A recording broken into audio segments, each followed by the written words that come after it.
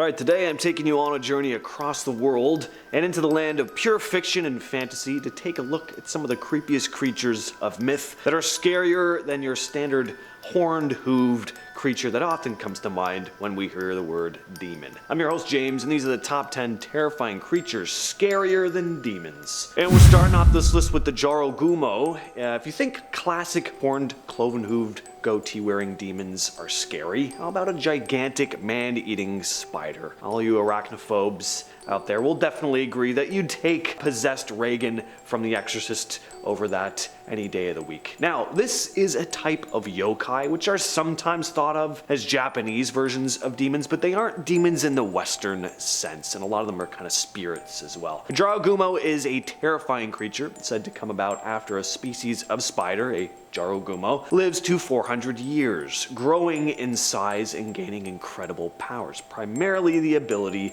to shapeshift. Typically appears first as a beautiful woman, using its beauty to seduce men into its grasp before taking on its true form, a gigantic spider. Once captured, it weaves a web so strong that its victims are unable to move a muscle before it sinks its venom into their flesh, slowly weakening them, drawing out their victim's death in the longest, most painful way possible. Definitely seen creatures like this in many different anime.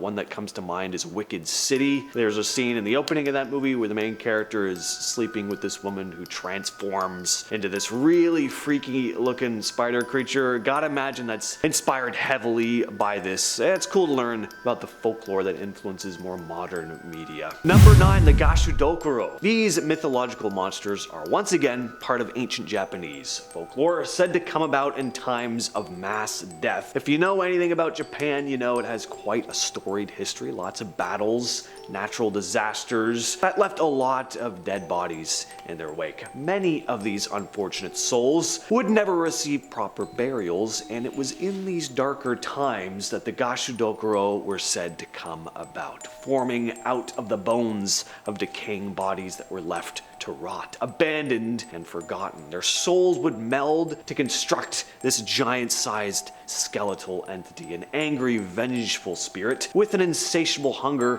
for human blood. What makes this creature even more terrifying is that it's described as being almost completely silent, aside from this haunting chattering of its teeth. The Gashadokuro stalks the night, lobbing off the heads of its victims before consuming their life force. Heading over to Indonesia now, we have the Leyak. The Leyak are believed to be witches who've gained magical abilities through practicing dark magic. They're typically shown as women with long hair, fangs, and sharp claws. And what makes this creature really stand out is its utterly gruesome appearance. Their heads can detach from their bodies, flying around in midair. A pretty unsettling image, but it gets worse. Their insides are left hanging out, so you have this demonic, ghastly head with entrails just hanging out of it, floating around. These creatures are said to lurk in graveyards and other shadowy places during the night, preying on both humans and animals. It's said that they have a particular taste for human flesh, especially favoring pregnant women and their unborn younglings. They sound very nice. What makes them even more threatening is that during the day, they appear as everyday, average people. So you never know if someone you're on a first date with is gonna have their head detached from their body and unleash an attack on you as you get into the sack. Number 7, the Draugr. Draugr is essentially the Norse version of a zombie. They're basically undead warriors, zombie Vikings. Zombies, scary enough as it is. Coming across a Viking back in the day would also be terrifying, so imagine facing off against an undead Viking. They were depicted having superhuman strength, smelt of death, and had a ghastly appearance. If you've ever seen The Northman, you may be familiar with the Draugr. We have this awesome fight with one in that movie. Very cool creatures in Viking folklore. The Draugr were also said to possess magical abilities, shapeshifting, cursing their victims, entering the dreams of the living, and have even been shown to control the weather to a certain degree. There were several methods used back in the day in order to prevent a fallen warrior from becoming a Draugr, placing a pair of scissors on the chest of the corpse, hiding twigs in their clothing, or driving needles into the bottom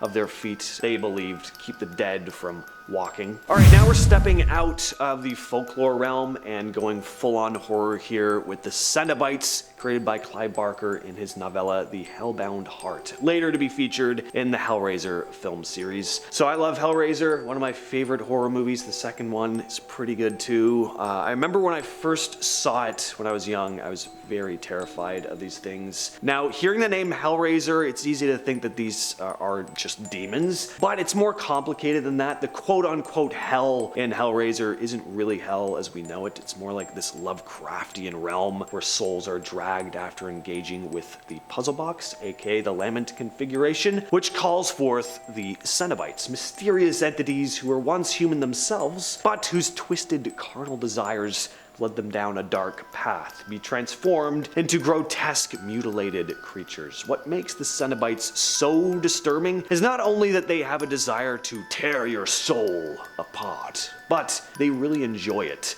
in the sickest way possible. And they quite like experiencing the same level of suffering themselves, constantly towing the line between pleasure and pain. Just really creepy. Now we head back to, surprise, surprise, Japan, which has got to be one of the most haunted countries on the planet. At number 5, we have Manto, also known as the Red Cape. This spooky spirit takes the form of a man wearing a mask and usually hangs out in women's restrooms. So and it gets even scarier.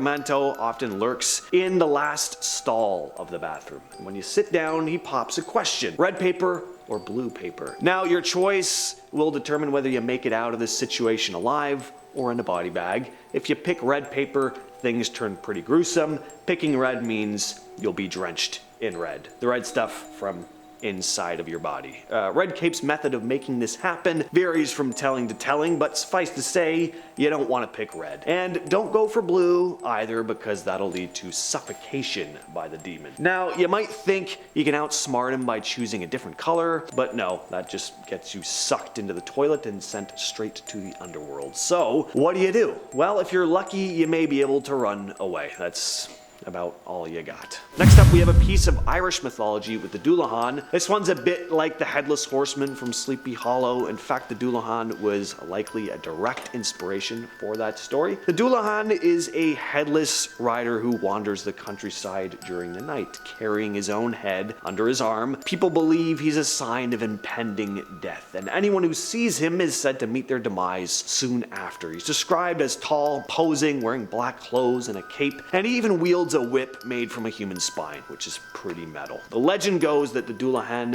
appears when someone is close to passing away. He rides up to the front door of the person's house and calls out their name. If they answer the door, they're believed to die instantly. The Dullahan's arrival often accompanied by a fierce storm as well, with roaring thunder and lightning. And in at number 3, we head to Scotland with the Kelpie. The Kelpie is often described as a shape-shifting water spirit, typically taking the form of a horse. What makes the Kelpie truly scary is its intent. It lures unsuspecting travelers, especially young ones, to their doom. These malevolent entities are said to inhabit lochs and rivers across Scotland, waiting for their prey. When in horse form, Kelpies appear as magnificent and tempting steeds, enticing people to ride them, but soon the rider finds themselves unable to dismount as the Kelpie's skin becomes adhesive, trapping them in place. With a horrifying cackle, the Kelpie then plunges into the water, drowning its victim. And drowning would just be an awful way to go, so this is just automatically scary to me. Their ability to transform doesn't stop at horses either, though. Kelpies can take on various shapes, sometimes resembling attractive human beings. This makes them even more treacherous, as they can just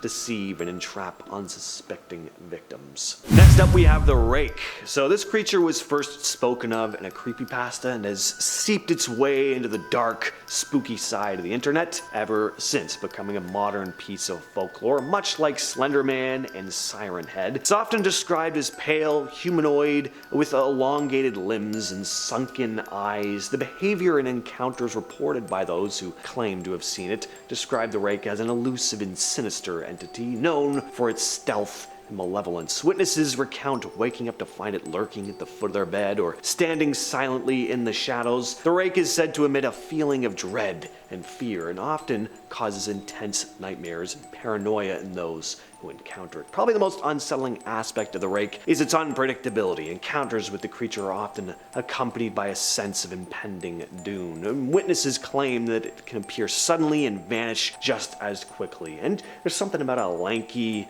pale thing with glowing eyes always freaks me out. Finally though, we have alien life. Extraterrestrials. For starters, the presence of alien life is far more believable to me than the presence of demons, and obviously everything else on this list, which is just based in fantasy. Second of all, it's becoming more and more apparent that there very well could be extraterrestrials in our presence as we speak, orbiting our planet, observing us, possibly interacting with us. There was of course that big hearing recently where 3 high-ranking military veterans claimed to have recovered non-human biologics from UFO crash sites. There are more UFO sightings now than there ever have been, and it seems like society as a whole is much more open to the idea of alien life existing somewhere out there than we ever have been. People aren't called crazy or laughed at as much anymore for claiming to have seen an unidentified flying object or just having the belief that aliens could be around. The idea of coming into contact with intelligent,